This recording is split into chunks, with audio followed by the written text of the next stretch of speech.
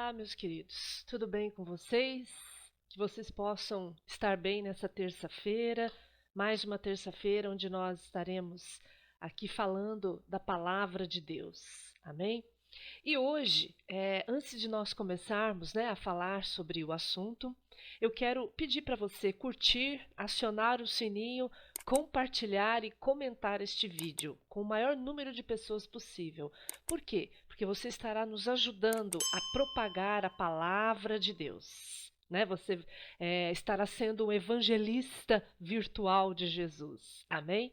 Então, no final desse vídeo, se você puder fazer isso, você estará ajudando, não a mim, mas ao reino de Deus, a crescer e a expandir e as pessoas a conhecerem mais sobre Deus. Amém? E eu quero iniciar hoje aqui, conversando com vocês sobre perguntas e respostas, Perguntas e respostas, que é o nosso vídeo de hoje. E uma pergunta, que muitas pessoas fazem, e a gente vê isso no dia a dia, conversando com elas, é: como eu posso ter, pastora, certeza de que a Bíblia é a palavra de Deus, Se a Bíblia foi escrita por seres humanos, que são falhos, assim, ruins, vamos dizer assim, uma natureza pecaminosa, como que eles podem ter escrito a Bíblia e a gente pode confiar que a Bíblia é Deus falando? Em outras palavras, merece confiança o Antigo e o Novo Testamento? Então é sobre isso que nós vamos estar falando hoje aqui, trazendo para vocês, esta palavra, este conhecimento, no Perguntas e Respostas. Então é o seguinte, inicialmente eu quero dizer a vocês que esta pergunta, ela não é uma pergunta atual, ou seja, da nossa geração. Não é só a nossa geração que tem esse questionamento, Esse questionamento, ele é muito antigo, Na verdade, sempre houve essa dúvida, e por isso que quando a igreja foi formada, a igreja primitiva, nós temos aqui, depois que Jesus morreu, e ressuscitou e foi para a glória, a igreja então começou a ser formada pelos apóstolos. E aí, queridos, esta dúvida, que hoje às vezes paira na nossa mente, ela começou a ficar mais acirrada. Os apóstolos começaram a ter alguns problemas. Por quê? Porque junto com a pregação do evangelho, a evangelização, aí, a propagação da palavra de Deus, que a gente tem que lembrar aqui que eles não usavam o Novo Testamento, porque o Novo Testamento ainda não havia sido criado. Eles usavam o quê? O Antigo Testamento. Então, eles pregavam, curavam, faziam aí a obra de Deus usando o Antigo Testamento. Só que, junto com o nascimento da igreja, com essa propagação da Bíblia, do Antigo Testamento, muitas filosofias, muitas ideias, muitas doutrinas e até mesmo heresias foram sendo levantadas também na mesma época. Da pregação da palavra de Deus no início e no nascimento da igreja. E aí, então, a disputa, vamos chamar assim, ficou muito acirrada. E agora? As pessoas perguntavam, mas vou acreditar no quê? Eu acredito na Bíblia, que os apóstolos estão falando, eu acredito na filosofia, aí dos grandes filósofos da época, eu acredito em quê? Em que eu devo realmente me pautar. Por causa disso, queridos, desta crise aí, de doutrinas, de ministrações, a igreja ela foi obrigada a criar concílios. O que é um concílio? É um grupo de estudantes da Bíblia, onde não que eles declarariam o que é de Deus e o que não é, mas eles fariam uma análise dos textos bíblicos e iam extrair do próprio texto indicação se aquilo é de inspiração divina ou é apenas uma palavra qualquer. Porque muitas coisas começaram a ser escritas também, dizendo, né, e em nome de Deus. Então começou a haver essa confusão. E agora, né, tanta coisa escrita, a gente vai acreditar em quê? E este concílio, então, começou a pegar estes textos, tá? Não a julgá-los. Isso tem que deixar bem claro aqui, porque senão vai dar no mesmo, né? Um ser humano dizendo o que é e o que não é de Deus. Não, não foi isso que aconteceu. Nos concílios, eles faziam uma análise do texto bíblico e o próprio texto teria que responder, né, às perguntas. Isso sim, vamos dizer, isso sim seria ali um juiz dizendo se é de inspiração divina ou não aquele escrito, aquele texto ali em análise. Então, queridos, a gente chama até isso de critérios canônicos, né? Foram, assim, nasceram muitos critérios, né, quando eles começaram a fazer esse tipo de análise. Mas hoje aqui eu quero trazer 4 critérios principais, né, pelo qual eu e você podemos crer que a Bíblia, embora tenha sido escrita por seres humanos, ela é inspirada por Deus. Então foram seres humanos inspirados, dirigidos por Deus para escrever as Escrituras, né? Então, na verdade, o autor oficial é Deus, não foram essas pessoas. Tá bom? Mesmo porque nós sabemos, né, que muitos escreveram a Bíblia. Foram mais de 40 pessoas que escreveram a palavra de Deus em épocas diferentes, totalmente diferentes. Então, isso só por si já fala muita coisa, né? Como que alguém que mora numa região totalmente diferente do outro, nasceu no século totalmente, né, distante do outro, pode dar a continuidade nos escritos da Bíblia com o mesmo raciocínio, com a mesma ideia, com o mesmo pensamento e, além disso, aquilo acontecer.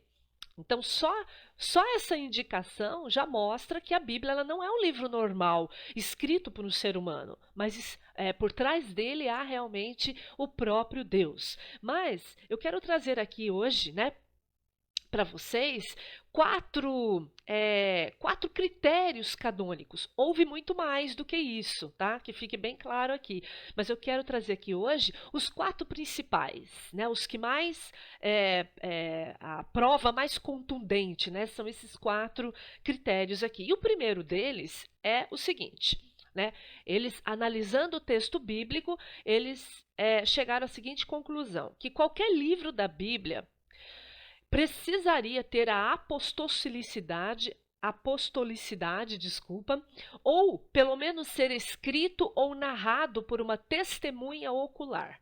Então, o primeiro critério, né, nós vamos falar de 4 apenas, né, os 4 principais. Mas o primeiro aqui principal é que aquele texto bíblico, aquela narrativa, precisaria ser obrigatoriamente escrita por alguém, né? Uma testemunha ocular, ou que pelo menos tivesse andado, não é? No caso aí do Antigo Testamento com o próprio Deus, ou que estivesse no grupo ali e viu realmente Deus fazendo alguma coisa, e no Novo Testamento deveria ser alguém que andasse com Jesus, ou pelo menos com os apóstolos de Jesus ali presencialmente. Então, isso seria o primeiro critério, né?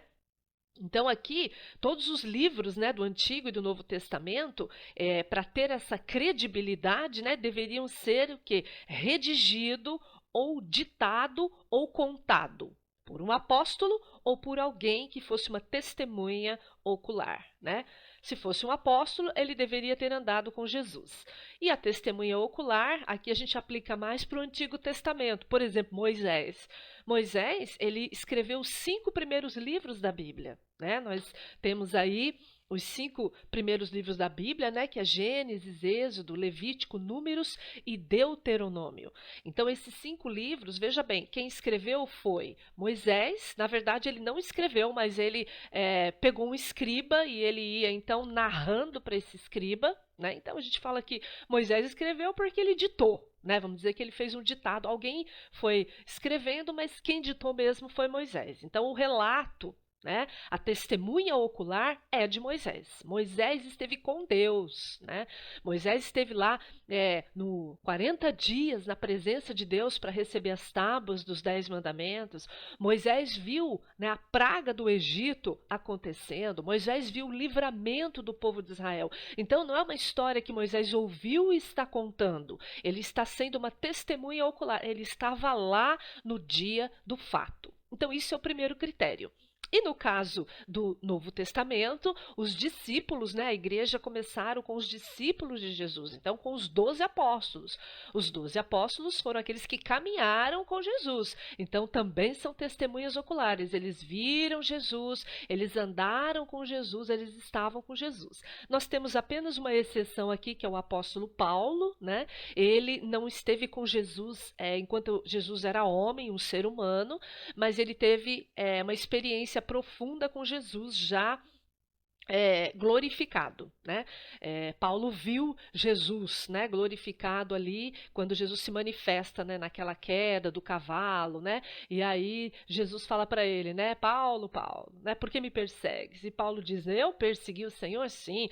Quando você persegue a igreja de Cristo, a mim você está perseguindo. Então foi o próprio Jesus que falou com Paulo. Então Paulo também foi uma testemunha ocular de Jesus. Né? Teve uma experiência com o próprio Jesus. Ele não escutou de alguém, né? Apesar dele ter, depois disso, andado um pouco com o apóstolo Pedro, né? Também andou ali com alguns discípulos de Jesus, sim, mas ele não veja bem, ele não teve só essa experiência, mas ele também teve uma experiência pessoal com Jesus e real. Né? Então, também foi uma testemunha aí ocular. Então, isso seria o primeiro critério. O segundo critério é a ortodoxia. Então, essas pessoas, né, elas vendo o texto bíblico, extraiu desse texto a ortodoxia. O que é isso? O relato bíblico ele deveria ser cristalino, ou seja, de fácil compreensão, fácil de entender a ideia daquilo que está sendo falado. Não pode haver confusão e nem contradição naqueles textos, né? Ou seja, comparado com outros textos, ele não pode ter nenhuma confusão, ele não pode gerar nenhuma dúvida e ele não pode ter nenhuma contradição. Né? Uma hora pode, outra hora não pode. Isso não poderia acontecer naquele relato que eles estavam sendo ali analisados, estudados. Né? Então, quando isso acontecia, ou seja, quando não havia, né, confusão, nem contradição, e o raciocínio, a ideia principal é de fácil compreensão, então ele era reconhecido como sendo Deus mesmo que inspirou aqueles homens para escrever. E esse critério aqui, ele foi excelente, porque ele pôde preservar os livros que nós temos hoje, né? São 27 livros do Novo Testamento e todos eles, né, passou por esse crivo, esse critério canônico e eles se encaixavam nesse segundo critério aqui perfeitamente, né? Então, não tinha confusão, não tinha contradição, e isso evitou que heresias, né, que livros que fossem realmente escritos só pelo ser humano entrasse também ali como, né, no conjunto da Bíblia. Então esse item aqui, o segundo critério, ele evitou que erros pudessem entrar para compor realmente o livro da Bíblia, tá bom? E nós temos também o terceiro critério aqui, que é a inspiração, né? A inspiração. O que fala nesse critério? Então, um relato escrito, né, por um ser humano, mas que fosse reconhecido como inspirado por Deus, precisaria haver obrigatoriamente uma intervenção direta de Deus, ou seja, milagre. O que eu quero dizer aqui? O terceiro critério é que aquele relato, aquele livro que estava sendo ali analisado, ele deveria conter o nome de Deus, né? A pessoa que estaria sendo inspirada a escrever tem que escrever o nome de Deus, não da própria pessoa, ela não estaria falando dela, mas de Deus, e além disso, deveria estar relatado, né, naquela história, os feitos de Deus. O que Deus fez de forma miraculosa, de forma que um ser humano não pudesse intervir. Ok? Então, duas coisas tinham que acontecer aqui nesse terceiro critério. O nome de Deus tinha que estar ali e um milagre de Deus, uma intervenção miraculosa de Deus. E só de Deus, não é Deus e o homem, não. Teria que ser só Deus fazendo aquilo. E teria que ser algo muito grandioso que um ser humano não pudesse fazer. Então, se isso acontecesse, se aquele texto em análise se encaixasse nesse terceiro aqui, também seria de inspiração divina. Veja bem, teria que estar encaixado em todos os critérios, não é em um ou em outro, não. Todos os textos da Bíblia estão encaixados nesses 4 critérios, né? Vamos repetir aqui só para a gente entender. O primeiro critério deveria ser uma testemunha ocular, quem escreveu. O segundo critério é a ortodoxia, ou seja, não pode ter ideias confusas e nem contraditórias. Todos os textos da Bíblia têm que se encaixar nisso. E o terceiro critério é a inspiração, ou seja, o nome de Deus tem que aparecer ali, ou uma intervenção que só Deus pode fazer. Nenhum ser humano pode fazer. Então, por exemplo, ressurreição. Nenhum ser humano pode ressuscitar um outro ser humano, né? De 4, 5, 6 dias. Então, quando houve esse relato, realmente é Deus mesmo ali, né? Inspirando aquele autor a escrever aquele relato, porque só Deus pode ressuscitar alguém, ok? Durante muito tempo, uma curiosidade, né? Já que a gente está no perguntas e respostas. Durante muito tempo, o livro de Esther, ele foi descartado. Quem estava ali analisando aqueles livros ficou com receio de acatar o livro de Esther, né, que é do Antigo Testamento, como inspirado. Por quê? Porque ele não tem o nome de Deus, né? E eles enxergavam que a própria Esther é que foi fazer a intervenção lá em relação aos judeus. Então, para você que não leu ainda o livro de Esther, né? Então os judeus eles estavam ameaçados de morte, de extinção. Houve um decreto, né, para extinguir o povo judeu, e a Esther era rainha, uma judia rainha na época. E ela, então, livrou este povo da morte. E quando você lê ali, quando você lê realmente o livro de Esther, você não vê a citação do nome de Deus, Deus fazendo alguma coisa diretamente. Você vê o quê? Uma Esther que jejua e coloca todo o povo judeu para jejuar, né? E aí ela vai até o rei e faz a sua petição. Né? Então, eles ficaram meio, opa, acho que isso aqui não encaixa não. Mas, mais para frente, né, eles enxergaram este livro como um clamor do ser humano em relação a Deus. Porque quando eles jejuavam, né? Eles jejuavam e clamavam, mas clamavam para quem? Para Deus. Então, embora o nome de Deus não esteja claro no texto, mas é fácil de você deduzir, qualquer pessoa vai deduzir isso, que eles estavam clamando ao Deus de Israel, que o livrasse, né? Através daquele clamor de jejum e oração. E uma outra coisa também é que, na época, ninguém poderia entrar na presença do rei. Isso era um decreto, né? Um decreto é uma pena de morte. Quem entrasse na presença do rei sem ser chamado era morto. Então, aquilo já era uma lei. Só que a Esther fez isso. Ela fez os 3 dias de jejum e ela entrou na presença do rei. O rei nem estava esperando, e ali poderia ser uma sentença de morte. Então, é nesse momento que entra o quê? O miraculoso de Deus. Porque o rei, do nada, deixou a Esther entrar e falar tudo o que tinha que falar. Então, aí está a intervenção miraculosa. Então, por isso, mais para frente, o livro de Esther foi admitido como inspirado também por Deus, ok? E o último critério, né? Aqui para provar realmente que a gente pode, né, confiar no Antigo e no Novo Testamento. Aqui é a cereja do bolo, né? Então, esse quarto critério são os resultados visíveis. Todo livro da Bíblia, ele tem que dar resultados visíveis, né? Todo relato que eles estavam ali analisando, né? Estou falando do concílio, né? Todo relato que o concílio analisava, eles tinham que procurar o quê? Resultados visíveis. O livro de Gênesis dá resultado visível, né? O Êxodo, quando ele é obedecido, dá um resultado visível. Então, assim, todos os livros da Bíblia precisam ter resultados visíveis, ou seja, de transformação de vida. E também deveria ser escrito de forma universal, ou seja, independente se é homem, se é mulher, né, se é um americano, se é um japonês, se é um brasileiro, se é uma criança, se é um idoso, esta mesma palavra ela vai ter o mesmo resultado para essas pessoas. Independente de etnia, de localização, entendeu? De idade e de sexo. Ou seja, uma criança, se ela obedecer a algum princípio da Bíblia, ela vai ter o mesmo resultado que o idoso homem quando obedece o princípio da Bíblia.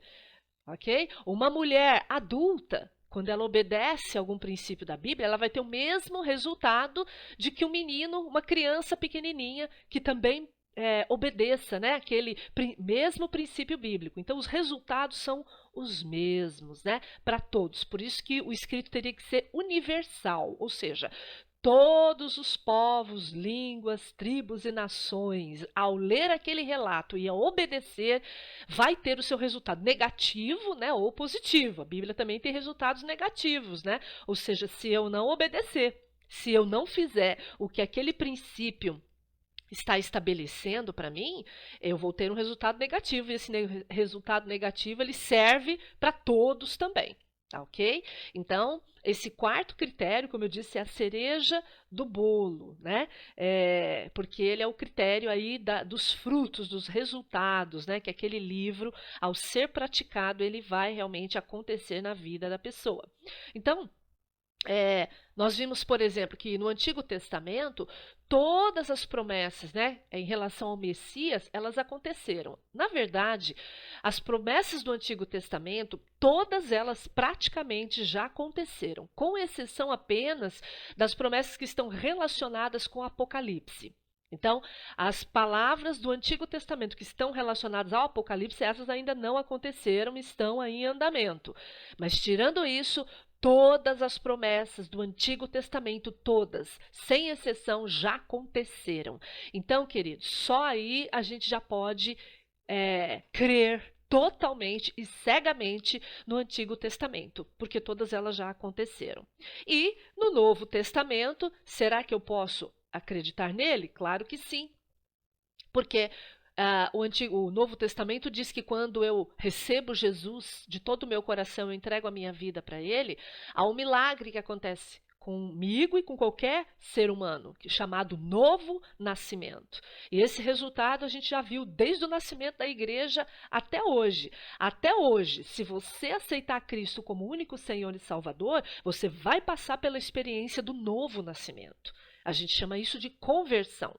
Então, continua acontecendo, né? Continua dando resultados. Milagres. Toda vez que eu obedeço alguma coisa que a Bíblia diz para eu fazer, por exemplo, a Bíblia diz para eu orar e eu oro. A Bíblia diz para eu jejuar e eu jejuo. A Bíblia diz para eu dizimar e eu dizimo. E quando eu pratico isso, eu tenho resultados. E pode ser um homem, pode ser uma mulher, pode ser uma criança, pode ser um americano, pode ser um japonês. Quando ele faz isso, ele tem o resultado. Quando eu pratico, eu vou ter este resultado aqui também. Ok? Então, esses 4 critérios, existem muito mais do que esses, mas eu peguei os 4 principais, né? Que eles provam aí que a Bíblia, ela é 100% confiável, queridos. Nós temos, né, um erro de 3% na Bíblia, apenas do quê? De relatos ortográficos, né? Ortografia, um acento, às vezes uma palavra, né? Que não foi muito bem ali escrita, tal, mas isso não interfere no conteúdo da palavra de Deus, né? Na ideia principal, né? Assim, na mente de Deus, no raciocínio de Deus, nos princípios de Deus, isso não altera em nada.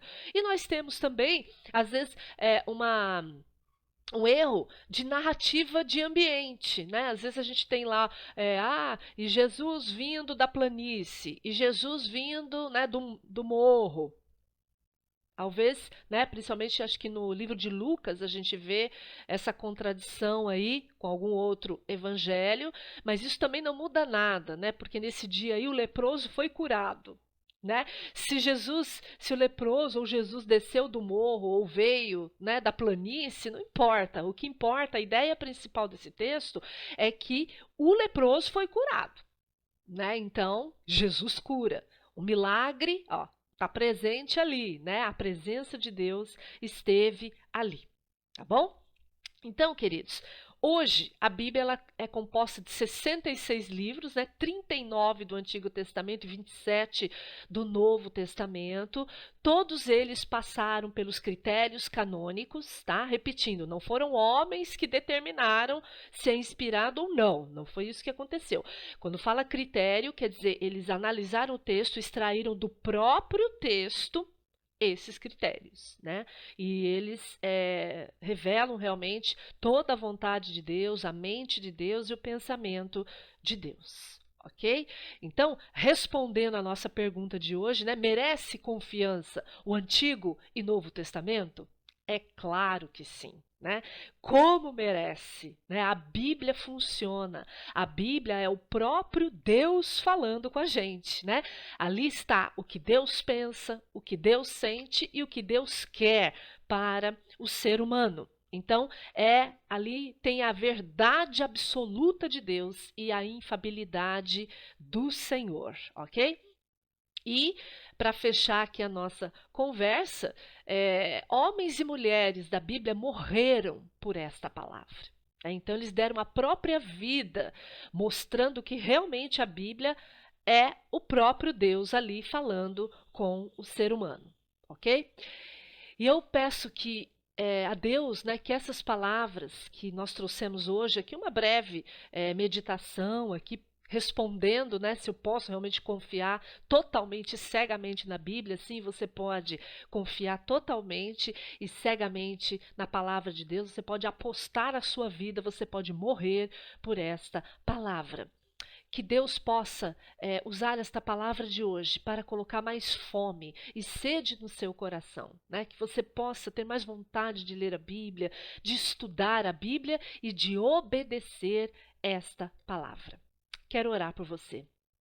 Querido Deus, neste momento, eu coloco cada pessoa que está assistindo este vídeo, meu Deus, nesta noite, que mais fome e sede por esta palavra abençoada possa nascer nestes corações, que nós possamos ler a Bíblia, que nós possamos praticar a Bíblia e experimentar dos seus frutos, Senhor. Em nome de Jesus, Pai, que esta palavra alcance muitas pessoas e que cada vez mais as pessoas se sintam motivadas a se expor à tua palavra, Senhor, para te conhecer de uma forma profunda, de uma forma permanente e colher e comer realmente dos frutos que nela está, ó Deus, prometido. É o que eu te peço nesta noite e te agradeço em nome de Jesus. Tá bom? Se você achou interessante esse texto, né? Ou se você conhece alguém que tenha essa dúvida, né? Será que eu posso confiar na Bíblia mesmo, né? Que você possa curtir, compartilhar e comentar esse texto e passar para essas pessoas também, tá bom? Que Deus abençoe, fiquem na graça e na paz do Senhor Jesus.